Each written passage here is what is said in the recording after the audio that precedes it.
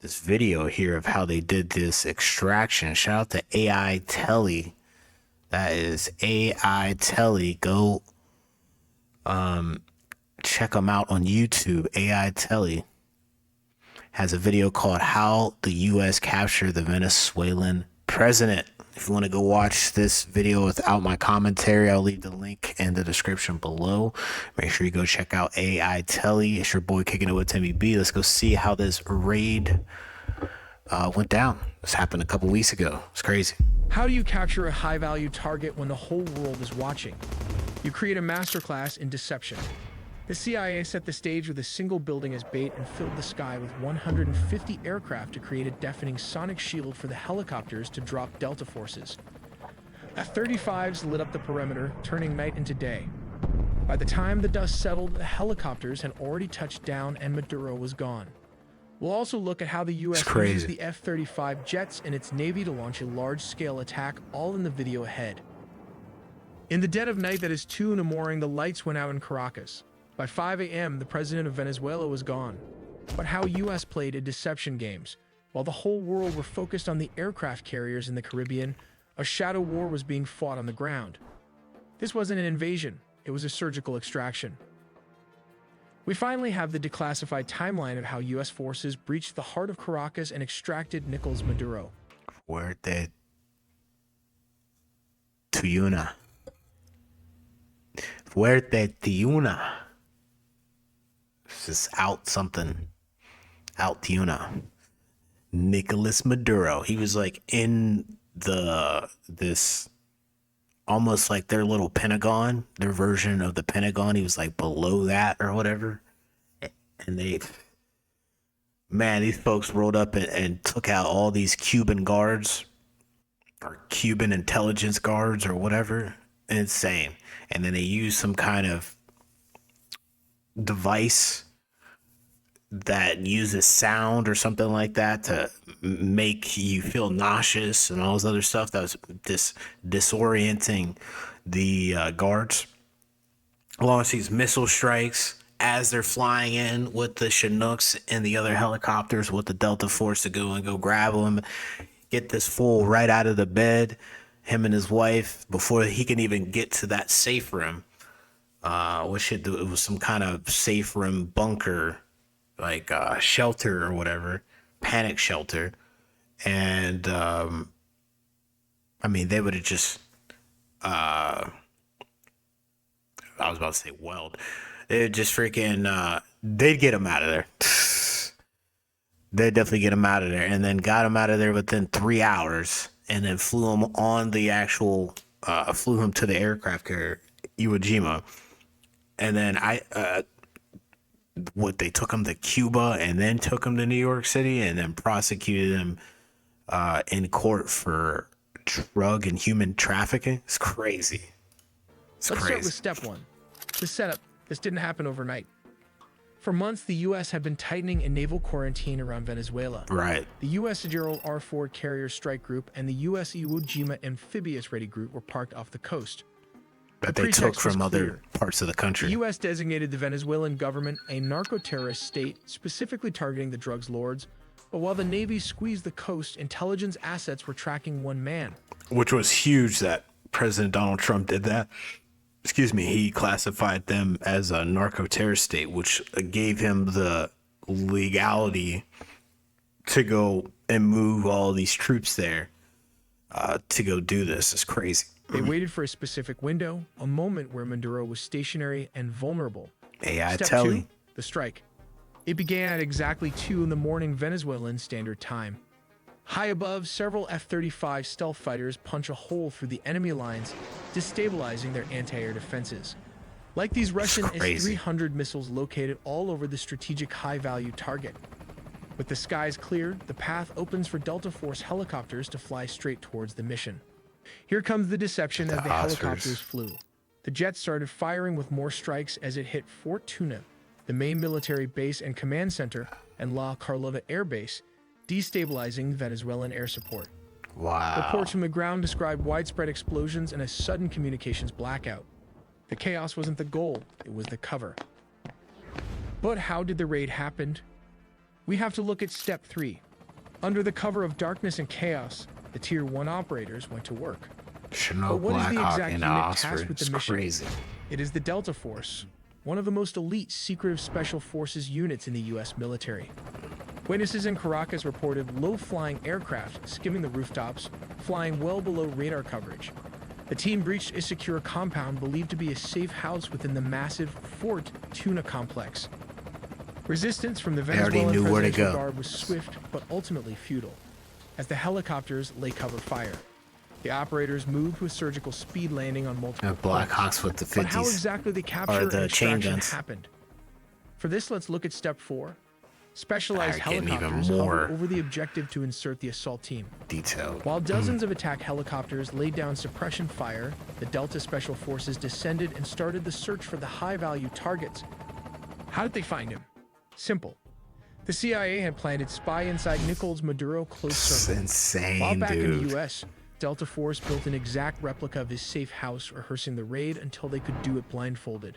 While operators breached the room so fast, his security Which I found out that President Donald Trump went to this said house that they were training at, and they put the video out, and you're like, oh, that's interesting. Just watching how they're doing things, and meanwhile, months later, we find out that that specific spot that he was at, that reporters and everything were filming him at, he's watching this whole raid happen, practicing to go get this guy. And it's like, wow, that's insane. That's just could not even react insane. to the situation as the sound of flash grenades disoriented the security guard. Using blowtorch, they caught him before he could even lock all the doors. Maduro's shock and awe froze him as Delta Force reached the compound. Nicolás Maduro and his wife, Celia Flores, were physically secured. This wasn't a negotiation. They were detained and immediately moved to the extraction point. These aircraft are capable of performing urban extractions from buildings and refueling in midair. Within minutes, they were airborne, leaving Venezuelan airspace That's and heading to crazy. a secure floating staging base in the Caribbean. This Operation Southern Spear has changed the geopolitical map of South America Southern overnight. Spear. But wait, before after the extractions, there were reports of F-35 jets also leading the tip of the spear for the attack.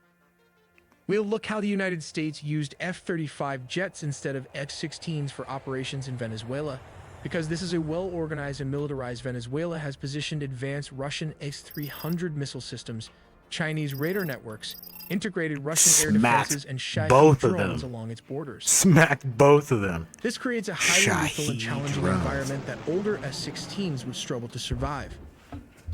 As That's stated just crazy. These people were working with all three of the of NATO's or the United States enemies or adversaries, competitors. These folks are getting hardware from all three of these people. That's insane, bruh. environment that older That's just F-16s insane. would struggle to survive. As stated, around 150 aircrafts and a massive 8 U.S. destroyers were stationed there.